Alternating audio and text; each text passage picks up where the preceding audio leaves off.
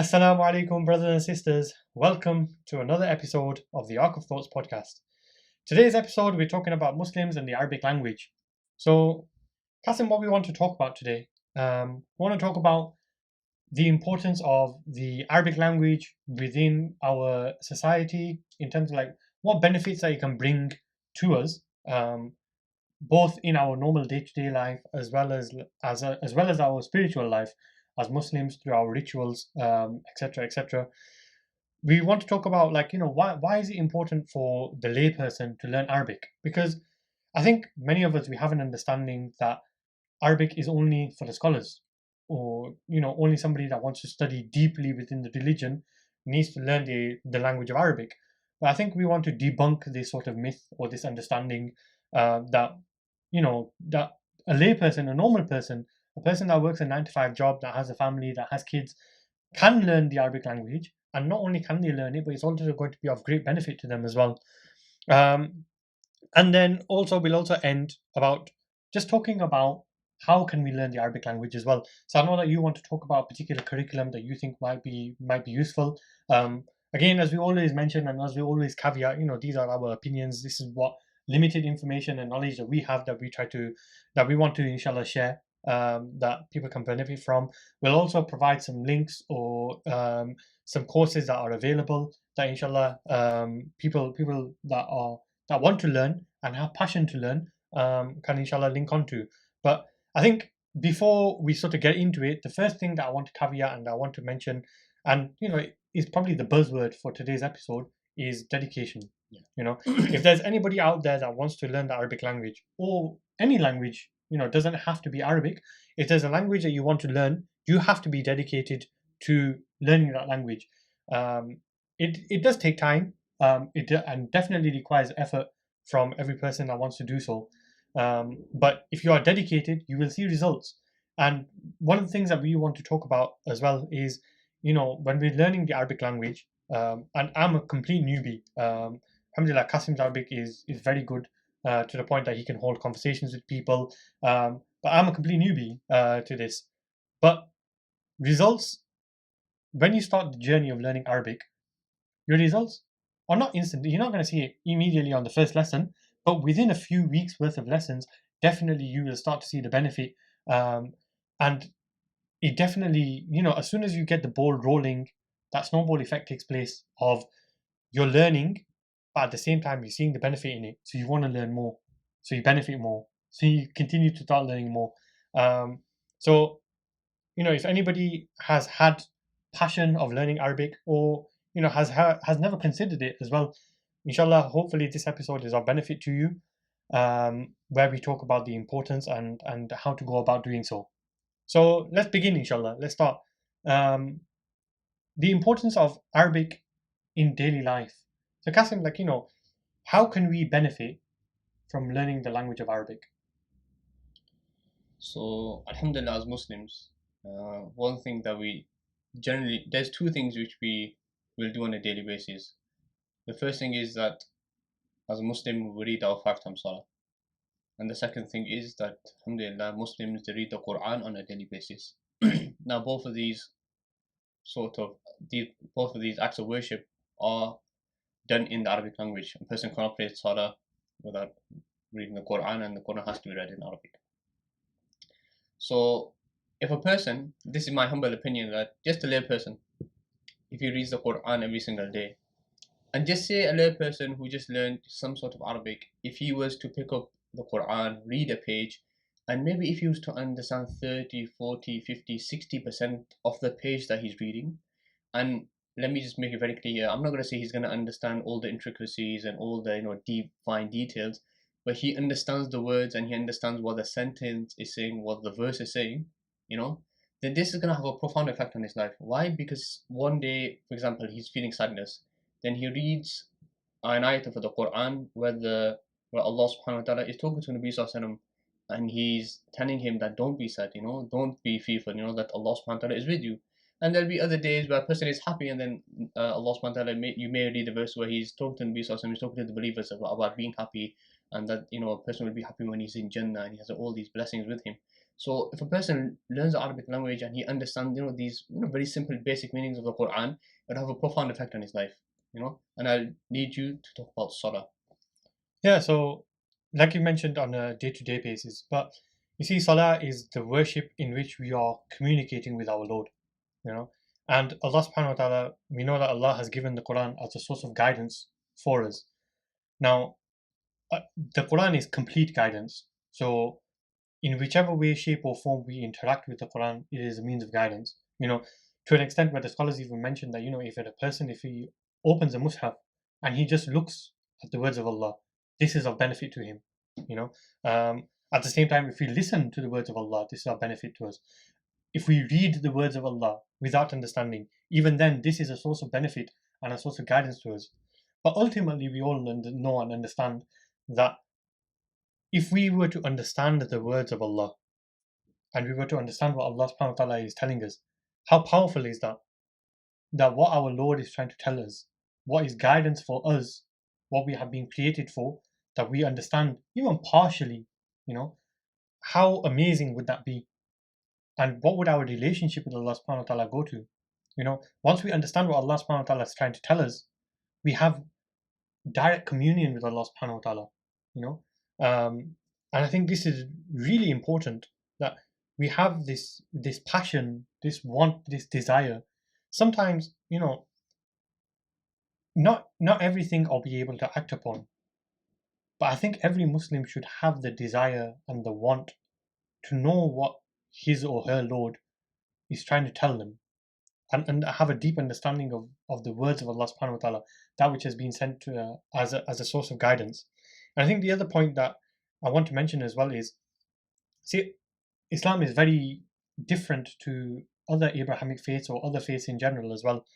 And I think we've touched upon this in previous conversations as well, Kasim, that because we live in the West, and in particular because we live in Europe, where in Europe the main religion that has existed within Europe has generally been Christianity.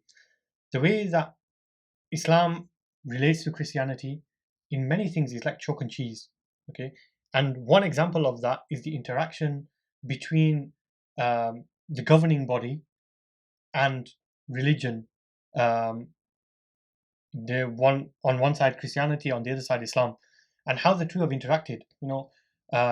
Or you could even look at not just the governing body, but the scientific community, and how Christianity has interacted with the scientific community, and how Islam has reacted and had contact with the scientific community. And they've been two different things. Whilst on one hand, generally we tend to find within previous texts that the church would shun the scientific community. There would be very, very little involvement or very little cohesion between the two. On the other hand, Islam's interaction with science, or the Islam's interaction with society in general, was one of cohesion. We know about many, many texts that were translated from other languages into Arabic, because that's where the scholarly work was taking place. At the same time, there's sciences such as within the field of mathematics, which is my sort of speciality, you could say, algebra, which was developed by Muslim thinkers. Okay, the word algebra itself comes from the word al-jabr. We talk about even like the use of like letters as placeholders for unknown quantities. This originally comes from the Arabic language.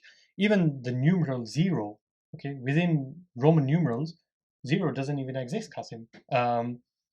It's something which has come across from the Muslim tradition, with the Arabic numeral system, that zero became a thing within European society.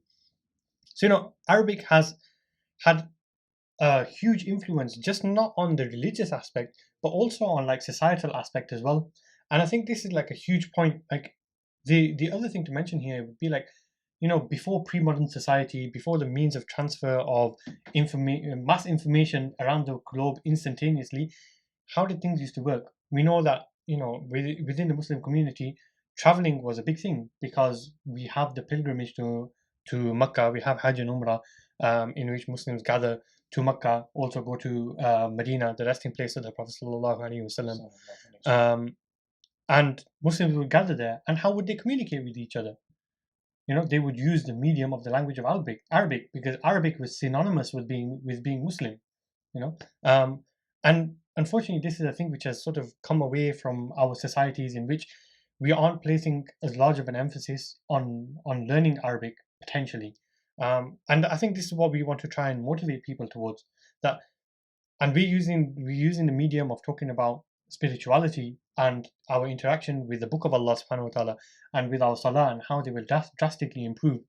And every person, generally, you tend to find that, especially in like Ramadan, when so many people are coming to the masjid and interacting with the Quran, and also people are standing in the night prayer in Taraweeh, and they are listening to the Sheikh recite Quran. There's a yearning that so many people have to learn Arabic, and there's that passion and that desire. And now we want to, inshallah, try and channel that desire and that passion, and turn that into dedication, and turn that into action, inshallah, that we can begin this process of learning. And like we mentioned, not just for the scholars, but for the lay people as well. And it's our understanding and our opinion that us as lay people, as normal day-to-day people, we should have some knowledge of the Arabic language as well. Not in terms of like the grammar and the various sciences, but just in terms of vocabulary. If you want to ask for a cup of coffee, then it's qahwa. If you want to ask for some water, ma. Just general day-to-day words that you might use, or general phrases that you might use, and you'll be astonished and amazed at how these phrases will translate into you even picking up and understanding certain words and certain verses from the Quran as well. And honestly, like, that part is the beautiful part. Standing in Taraweeh, and this is the last Ramadan was probably like my first Ramadan of knowing like some parts of Arabic. I'm sure you'll relate. I'm sure there'll be many other people that will relate as well. That the first Ramadan that you have after you started picking up some Arabic has a profound impact on your Salah, because you only understand maybe like 10%, or you only understand like one word or one phrase in like a random part of the recitation from the Sheikh. But that like one word, or that one phrase, or that one ayah, it has a profound impact on the quality of your Salah, because automatically, like, you feel warmth in your heart. You just feel like a warmth in your heart and your understanding, and you feel a connection. And that's what we want to try and develop, inshallah. Definitely, just carrying on from this thing of Taraweeh, as you mentioned. Many people, we pray Taraweeh Salah in Ramadan. This is me being very, very blunt and honest, is that we don't enjoy it. We usually, I know people make jokes about this, but we find the mosque which prays the fastest, which finishes in the quickest time, just so we have, how do you say, tick the box. We pray our Taraweeh Salah and then we go home. I'm not gonna lie, but when a person, he starts to understand Arabic, he starts to understand the Quran, then he looks for the masjid where they pray the slowest. and he looks for the masjid where they pray in the most best manner. Why? Because now it's not a tick box exercise. Now it's an actual action, and a place where he's listening to the words of his Lord, and there's a certain sense of enjoyment, and how do I say, enjoyment, that a person gets that he won't find anywhere else, And honestly, you find this when you start to learn Arabic and you start to understand parts of Quran, your entire Salah will change, and eventually you'll see a huge, huge difference in your life. I think at the end of the day, these are the words of Allah Subhanahu wa Taala, which are guidance through and through. And if we understand them, then it's only going to be a benefit for us, And learning the Arabic language is not something which is a task which requires a large understanding or large level of intellect. The normal person can learn Arabic. You don't have to overcomplicate it, and that's what we want to try and tell our viewers. That don't make it into something which is beyond you. Sometimes half the battle is the battle of the mind. That you can overcome this. You can do this. Allah subhanahu wa ta'ala has sent the Quran in the form of Arabic, because Allah is our Lord and has an understanding, and Allah knows that we will understand it. We have the tools, we have the ability. It just requires dedication from our part. A dedication, a want, and a desire, a passion. And I think that's the buzzword that we're trying to talk about here is dedication. provided that you dedicate time, effort, energy, resources, as you would for anything else as well. Let's not kid ourselves. Everything which is of benefit in this world requires time, energy, resources, and dedication. If we do the same with the Arabic language, inshallah, we'll pick it up really easily. Yeah. And that's what we want to try and tell people and help people along in their journey. So, how can we learn Arabic then, Kasim? What's your opinion on what the process should be? What should it involve? How should we go about it? In terms of learning Arabic, I'll be quite honest, there's two approaches. In the subcontinent, the way it's done is that usually the grammar and the morphology is taught first. And in the Arab world, usually they teach a more vocabulary-based approach, and then they teach grammar later on. Now, both approaches work, okay? But me personally, this is just my opinion, is that the approach of learning grammar, morphology, and these things which are very, very intricate first, I think it takes a longer time, and a student doesn't understand at the start with what's going on, because he's learning a lot of rules and it's not making sense to him, and he's seeing no tangible sort of results. And I think this route is a lot longer. Like, they both, don't get me wrong, they both get you to the same purpose, but I think the approach of grammar takes you a lot longer to get to the goal rather than when you're doing vocabulary. Because once a person learns vocabulary and sentences and he learns how to read, then what happens is that I personally think that he gets to the goal a lot quicker, and he understands it in a more easier and a more lucid manner compared to a person who learns grammar first. I think the other point that we want to try and distinguish between is the learning of the Arabic language for scholarly reasons and to become a scholar, and the learning of Arabic language for the layperson. And whilst this episode is targeted more towards the layperson, I think that's another possible reason why we would sort of argue the case for a more vocabulary-based approach. Whilst there are some scholars who also advocate for a vocabulary-based approach, even for scholars as well. But especially for the layperson, I think it's like with English, right? I'm sure that if somebody wanted to critique our videos and talk about our grammar, I'm fairly sure they would be able to find problems with the way that we speak English and the grammar that we use. Because generally, the day-to-day conversations which take place, a large amount of grammar is not required. Small amount is required, definitely, but to understand the complexities of grammar is not something which is required for day-to-day conversation. And we understand and definitely agree that grammar within the Arabic language is a science, and also it's a science which is required as a tool to understand the Quran at a deeper level. Oh, yes, definitely. Okay. And inshallah, this is possibly like another podcast episode that we can do in the future, and one that inshallah we will do, where we can get like a scholar in, and they can tell us about the various sciences that they learn about within their institutions on their road to becoming a scholar. And I think this is really, really important, Kasim, because sometimes what happens is, us lay people, we don't have an appreciation or an understanding of the kind of rigor, the academic rigor that our scholars go through within their institutions, and we don't have an appreciation for the sciences that they learn about. So I think it'd be really, really important that our viewers, inshallah, will get to see, the sciences that are taught, the rigor that they go through, the amount of detail that is gone into. But like we said, this is not the purpose of this particular episode, and we're talking about Arabic for a layperson, which is why definitely we advocate more for a vocabulary-based approach with a sprinkling of grammar as well. Yes. And I think that's the important point, that we learn grammar on the side at the same time. Yes.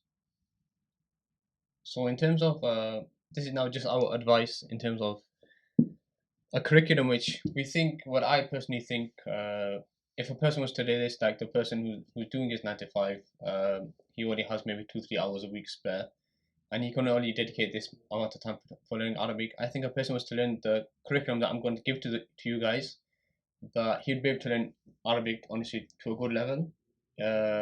He'd honestly be able to understand maybe 50, 60, 70% of the Quran. Not talk about the deep stuff, but he'd understand the words, and he'd understand the grammar and all this sort of stuff.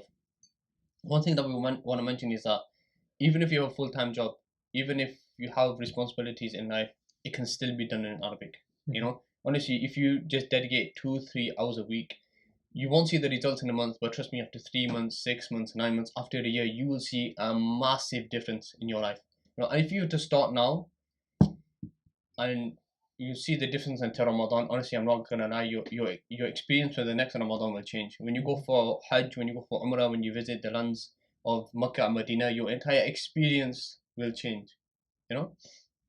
So one of the curriculums that I want to advocate for, and I know many scholars have advocate for this as well, maybe just not in the English language, is that we have there is a series. It was designed by Egyptian scholars, and this series was designed especially for non-native speakers. And this series is called Al Arabiyatu Bayna Yadik. And this series, what happens is it starts off very, very easy and it's a vocabulary based approach, meaning that it takes you step by step and it allows you to gradually increase your vocabulary with the understanding of the language, and it takes you to a very, very good level. You know, this is taught in certain institutions around the world. Unfortunately, it's not taught here in the West, but there are certain teachers out there who know how to teach this book, because this book is not a book where you just teach. There's a certain way, there's a certain manner in it being taught, and it's been very, very beneficial. Thousands of students have gone through this book with teachers who know how to teach it, and they've benefited tremendously. I went through the same stuff, and I benefited tremendously. And I would say that would be for the vocabulary. In terms for literature, there'd be two beginner books that I would recommend. And this would be maybe when you start book 2 of Bainiyadi. So you wouldn't do it straight away. The first one would be the very famous book of Qasas an-Nabiyyin or Qisas an-Nabiyyin, whichever way you want to say it. This was written by Sheikh Abu Hassan Nadwi, alayhi rahmatullah, from India, from Nadwa. He was a scholar from the subcontinent. But even today, his books, every single beginner in Arabic reads his books. This was his intention. They even read, vastly amongst the Arab world. This is how accepted he is. And every single person in Arabic who starts Arabic will start with his books.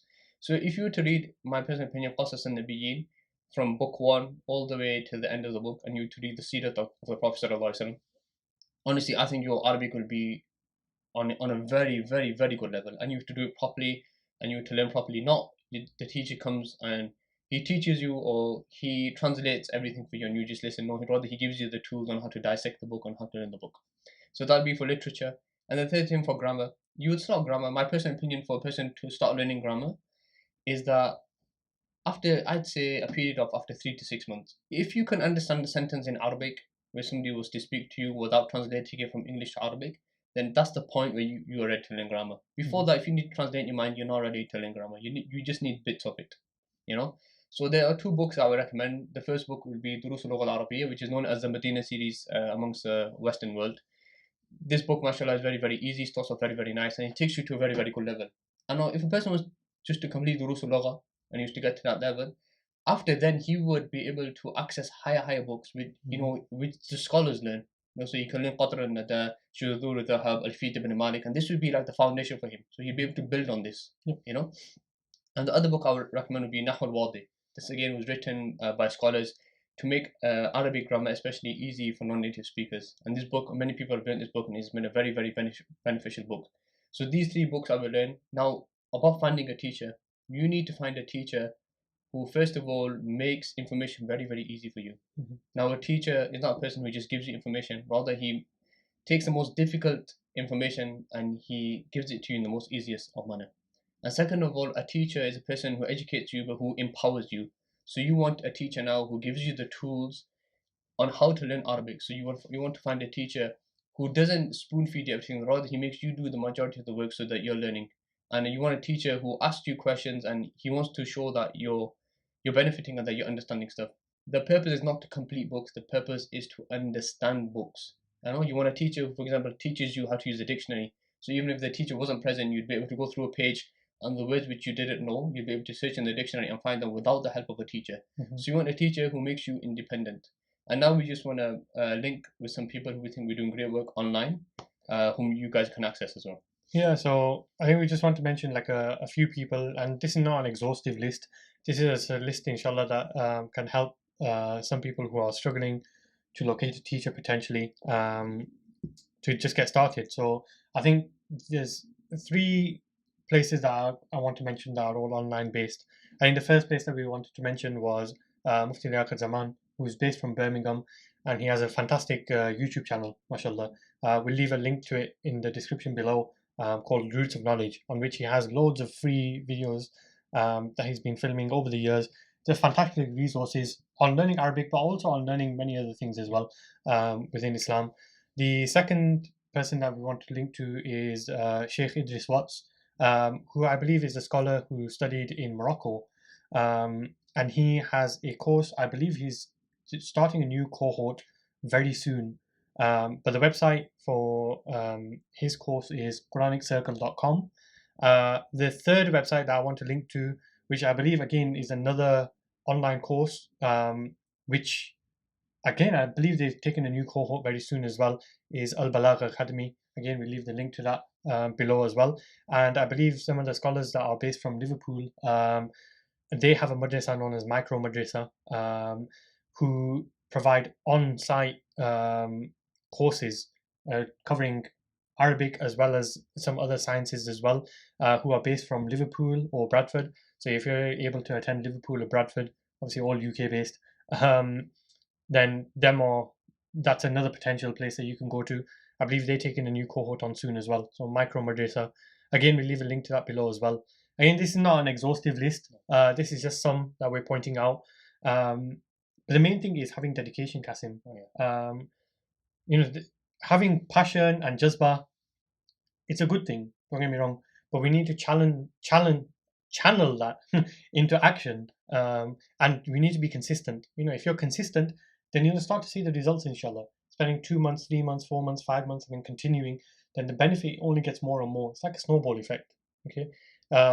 So if anybody else is struggling, however, we've mentioned a couple of resources here and there. If anybody is still struggling, then feel free to email us. We'll leave an email in the description box below, and inshallah, Kasim has some contacts, inshallah, that he can get in touch with that might be able to be of assistance. But definitely, I think for me, the way that I see it is, every Muslim should have a passion, a desire to want to learn the Arabic language, in whatever capacity that they can, whether it be small, whether it be large. And what we're trying to advocate for on this episode is, we don't have to get to the level of a scholar. We don't need to know the intricacies of the Arabic language, but at a basic level, inshallah, we should have a good understanding. And learning a language is beneficial for you as an individual, whether it be Arabic, whether it be any other language. Many psychologists have talked about the opening of the mind of a person who learns second languages. And I think you mentioned before as well, didn't you, that some people consider a person who only has one language in their armory to be illiterate. In the modern world, he's considered illiterate. Yeah, because he only knows one language, and a lot of people, they make fun of the English. The fact that the English go to every country in the world, and they expect the person to know English. And the thing is, the world's changing now, and people don't like that. For example, if you go to Turkey, I'm sorry, bro, but English doesn't run there. They don't like it. They don't accept it. They expect you to know their language, and it's very ignorant of us living in the Western world, thinking that we know English. We go everywhere. They know English. Why don't we make an effort to learn somebody else's language? But through a language, you access culture. Through culture, you access people. Through people, you access different ideas, different thoughts. It has a huge effect on the person. A language is just not words. It's access to like a different world, a different portal. Something that which was unknown to you before. And the other thing to mention here is, like, us being Muslims is a huge community. So many, and I'm sure many of you guys have experienced this as well. That when you go away on travels and you meet another Muslim, doesn't matter whether you know them or not, it's a source of joy. Like, honestly, like, you go to a country in which, like, there might be a lot of non-Muslims, or you just go to another country even if it may be Muslim, but as soon as you turn around and say assalamu alaikum wa alaikum salam, oh brother, you're Muslim, yeah, it's a source of joy. But sometimes what happens is, a lot of times that conversation stops at the point of, are you Muslim? Or Muslim, yes. Now what we want to do is try and push that conversation more, and we can learn about societies, culture, different practices, different types of people, and that can be unlocked with the Arabic language, because the Arabic language is the language of Muslims. It is our language, and inshallah, we need to start making an effort to learn it, inshallah. I just want to mention something that, like, alhamdulillah, this is through the grace of Allah subhanahu wa ta'ala, that I have friends now from like Kyrgyzstan, Tajikistan, Uzbekistan, like these parts of the world, but the only way I communicate with them is through Arabic. And then you have people from other parts of the world, and the only way I became friends with them is because I knew Arabic and they knew Arabic, and that's what connected us and that's what brought us together. So it opens honestly your world and your network to different sort of people. It's amazing what it does for you. Definitely. Right, so I think that draws the end for this particular episode. Yes, Kasim. Next episode, what we're planning to talk about in the next episode is within our youth. I think there's a lack of maybe ambition, a lack of drive, a lack of desire to try and experience new things, and it's something that worries us. Yeah. And unfortunately, many youngsters are spending large parts of their day not engaging with society or community, or just like trying new things, learning new skills, engaging in new activities, and unfortunately are spending a large amount of their time behind the PlayStation or the Xbox, which we're not saying it's haram or anything. That's, again, we always mention that's not for us to give an opinion on, but there is a large consensus that it's going to cause a lot of harm if that's all that we're doing. So we want to talk about that, share our own views, share our own opinion, inshallah. So that's what's coming up in the next episode. Jazakallah for listening. Please do hit the like button below. Hit the subscribe button as well. And inshallah. Bell notifications. Oh, and the bell notification, right? Jazakallah for listening. Inshallah, we'll see you in the next episode. Assalamu alaikum wa rahmatullahi wa barakatuh.